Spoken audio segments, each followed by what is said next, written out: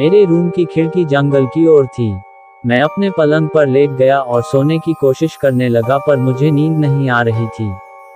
थोड़ी देर बाद मेरी आंख लग गई। मेरी नींद एक खटखट की आवाज से खुली। उस समय मैं अपनी खिड़की पर पर्दा लगाना भूल गया था।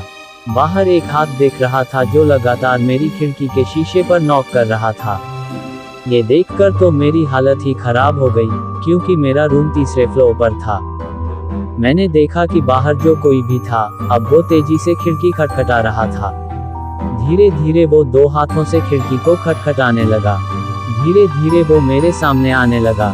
मेरी तो डर से हालत ही खराब हो गई थी। मेरे मुंह से न तो आवाज निकल रही थी और न ही मैं हिल पा रहा था। मैंने देखा कि एक झुर्रीदार चेहरे वाली औरत मेरी खिड़की के कांच से चिपकी है और लगातार मुझे ही देखे जा रही है। वो औरत मेरी खिड़की को खोलना चाहती थी, पर खिड़की अंदर से बंद थी। अब वो औरत खिड़की को जोर जोर से पीटने लगी और काफी गुस्से से मुझे देखने लगी। मैं समझ गया कि आज ये मुझे नहीं छोड़ेगी। फिर वो औरत शांत हो गई और मुझे इशारों ही इशारों में इस खिड़की को खोलने के लिए कहने लगी। पर मेरी हालत तो ऐसी थी कि मानो मुझे काटो तो खून नहीं। एकदम वो औरत वहां से कहीं गायब हो गई। मेरा दिल अभी भी तेजी से धड़क रहा था। तभी मेरी खिड़की पर तेजी से नॉक हुई।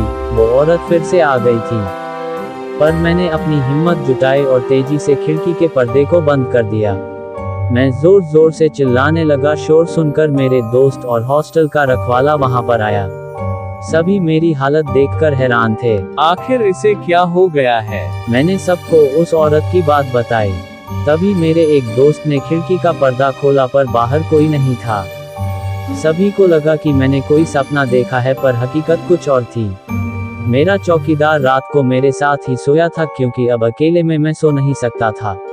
उस हॉस्टल के रखवाले ने मुझसे कहा, भैया जी, आपने उसकी आंखों में तो नहीं देखा ना? किसकी आंखों में? उसी चुड़ैल की आंखों में। उसने कहा, पर तुमको कैसे पता और उसकी आंखों में देखने से क्या होता?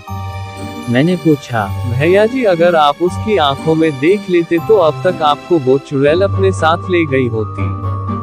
जो भी इस कमरे में रहता है उसके साथ ऐसा ही होता है। इस हॉस्टल से 1-2 बच्चे गायब भी हो गए जिनका कोई पता नहीं चला।